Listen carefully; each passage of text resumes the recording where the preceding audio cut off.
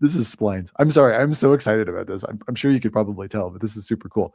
In fact, if you ever work in any kind of CAD software, you will absolutely have to learn how to use these things. So this is an amazing transferable skill from UEFN, a game engine, into a CAD software. So check this out. This one right here. So use spline shape for boundary.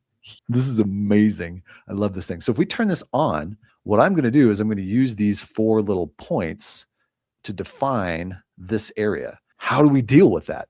So let's go ahead and select this, and I'm going to grab each one of these points, and I can actually move this over here, right? So we grab that one. I'm going to move this over here, move that one there. This one, I'm going to set it right here. That's cool, but we want to make it that whole area. So it's going to actually create another spline point, right? So now I can put it over here, and I've got another spline point here, grab that one. That one is going to go there.